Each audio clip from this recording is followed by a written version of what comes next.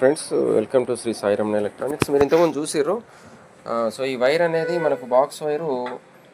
So మనకు mistake లేక ఎడితైనా కూడా మనకు మళ్ళీ రీస్టార్ట్ అవుతుంది సౌండ్ అనేది. ఆఫ్ అయ్యి మళ్ళీ వెంటనే మనకు మళ్ళీ సౌండ్ అనేది మళ్ళీ రిలీజ్ అవుతుంది.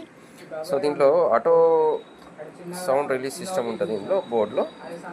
ఈ బోర్డులో వచ్చేసి మనకు 200 వాట్ అవుట్పుట్ ఉంటుంది. సేమ్ మన మాస్ఫిట్ డెక్ అనేది ఎట్లుంటుందో sound same to as same ఉంటుంది సౌండ్.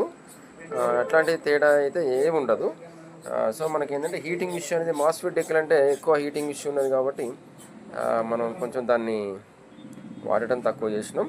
కస్టమర్స్ కూడా దీన్నే ఎక్కువ లైక్ చేస్తున్నారు. ఎందుకంటే అన్న ఇది మాకు హీట్ లేదు, ఎక్కువ సౌండ్ సేమ్ వస్తుంది కాబట్టి దీన్నే ఎక్కువ వాడతాము అంటున్నారు. మీకు చూసారుగా జైంట్స్ అనేటివి మనకు ఇట్లా వైర్ ఎత్తైనా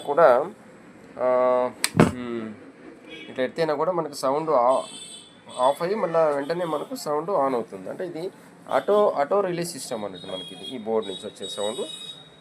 సో మనకి బోర్డు ఇట్లా వస్తుంది. మీకు ఇంతకుముందు చూపించడం జరిగింది. సో ఊఫర్స్ అయితే మనం ఎప్పుడు PLG ఎక్స్ప్లోర్ చేస్తున్నాము. సో మనకి సౌండ్ అవుట్పుట్ కూడా ఇది ఎక్కువ వస్తుంది కాబట్టి ఇవి వేస్తున్నాం.